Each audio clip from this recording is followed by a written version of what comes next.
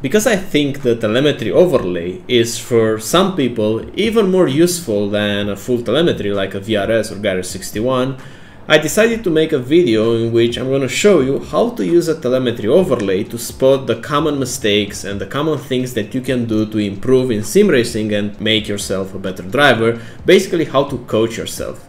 So I've compiled 6 things that you can check, and I added timestamps for them so you can freely jump from one to another. Those are things that will help you improve. Those are things that helped me improve as well. And in case you were wondering about this telemetry that you're seeing right now, this overlay, this is a free overlay. I'm going to attach in the video description the link where you can get it. It's a SimHub overlay. And without further ado, let's get into the video. The first big thing that you can do with this while you drive, while you just take a corner and then you have a straight and you can look in your inputs, is to make sure that you are either on brakes or on throttle, that you don't have a gap in between your inputs. Let me show you an example. Like for me in this corner, I approach this corner, I applied the brakes, right now I'm braking. Now is this frame right here, that I'm not doing anything. In this frame, I'm not on brakes, not on throttle, I'm basically coasting for a few frames and then I'm back on throttle. What you want to achieve with this overlay when you're practicing is to avoid having these gaps. That's one of the things that this overlay is going to help you a lot, is making you aware of this when it's happening, and it will be an instant feedback, because right now I take this corner, I have a quick look, I have time to take a quick look while going to the next corner, and I notice that I have this gap here, right? So in the next lap I'm going to try to either trail brake a bit more or to be a bit earlier on throttle so that I won't have this gap.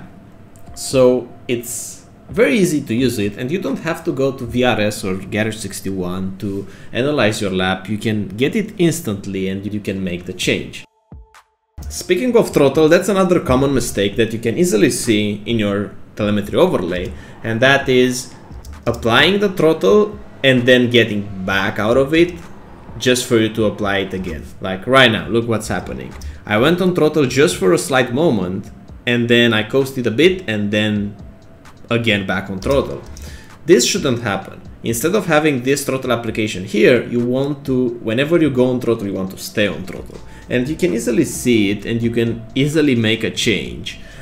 This, for example, is a root cause of overslowing on entry because of the fact that I had a lower speed that I was feeling I should have. This need of adding just a little bit of throttle appeared, but if I would have come into this corner with just a bit more speed, then there's no need to add this throttle, right? And this is a sign that your approach is not good. Lastly, one other thing that you can check easily in your throttle application, and a common mistake, is something that I do here in last corner of Sebring before that long straight. So I'm applying the brakes, but then when going on throttle, I build it up way too much. Like right now I'm around 40-50% and I'm still holding around 60, still holding, and then I'm full throttle. This shape shows me that I should have gone a bit more confident on throttle and I should have arrived a bit earlier at 100%. This slope right here, that's almost a plateau, it's something that you want to avoid. Whenever you go on throttle, you want the shape to be more vertical than this. Of course, you have to do some corrections, but if those corrections take a lot of time, something is wrong usually. It depends. But this is something that you should be aware of when driving, and this is something that you should consciously try to improve and see if it can be done better and if you can gain more time out of it. When braking, you want to avoid this mistake right here. Let me show you. It's about going on brakes, dropping it, and then going back. Like right now, this shape. So I'm applying the brakes, I'm dropping the brakes as soon as I turn, and I have the grip to turn, but then at this point, you see there's a dip, and then again I'm applying the brakes more. This is a sign that I released a bit too much initially and I had the need to apply it again. Whenever you're gonna see this in your inputs, this should be a red flag. This is something that you can do better than that. It's just about controlling the release on the way down, but not releasing too quickly.